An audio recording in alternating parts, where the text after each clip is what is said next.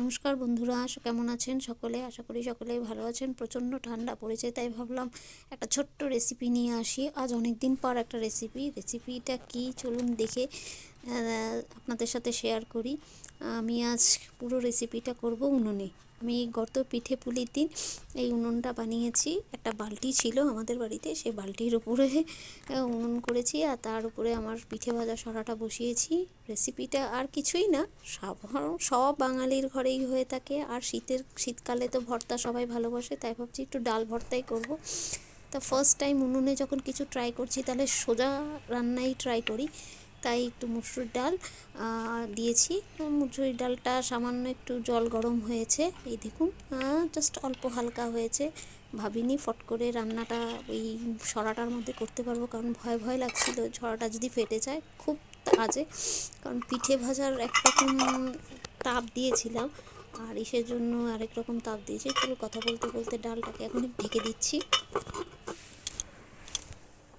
আঁচটা একটু ঠিক করে দিলাম, কারণ খুব বেশি এক্সপিরিয়েন্স নেই তো এই উনুনে রান্নার, তাই কথা বলতে বলতে ডালের একটা বলকও চলে আসলো। তাই ঢাকনাটা নামিয়ে এখন একটু দেখছি কেমন হয়েছে। একটু জলটা শুকিয়ে গেছে মনে হচ্ছে, ডালটা হাত ফোটা হয়েছে।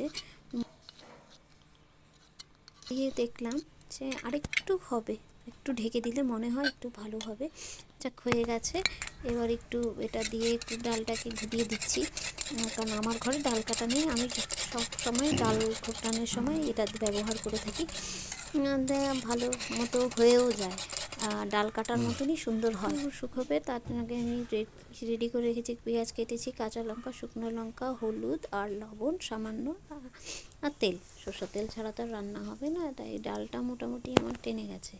এখন আমি এটাকে নামাবো।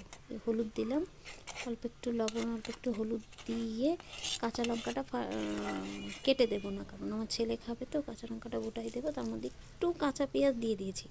একটু কাঁচা পেঁয়াজ দেওয়া থাকলে ভালো লাগে, সেদ্ধ পেঁয়াজটা। আবার সেদ্ধ পেঁয়াজটা দিয়ে একটু নাড়াচাড়া করি।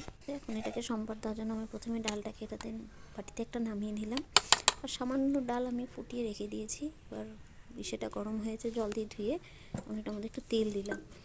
তেল দিয়ে নিয়ে এটার মধ্যে আমি সম্বার দেবো শুকনো লঙ্কা। একটা শুকনো লঙ্কা টুকরো করে দিয়েছি, আর বাকিগুলো গোটাই রেখেছি, কারণ আমার ছেলে খাবে।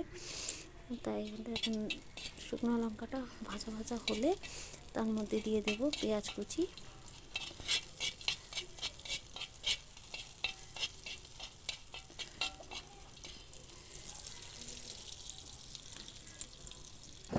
এবার দিয়ে দেবো কুচনো পেঁয়াজটা দিয়ে এটাকে সামান্য ভাজা ভাজা করে নিয়ে ভালো একটু ডিপ ফ্রাই করে করতে হবে। ডিপ ফ্রাইটা হয়ে গেলে ডালটা দিয়ে দেবো। পেঁয়াজ আমার ভাজা ভাজা হয়ে গেছে, এবার আমি এর মধ্যে ডালটা দিয়ে দিলাম। ডালটা দিয়ে সামান্য একটু ভাজবো।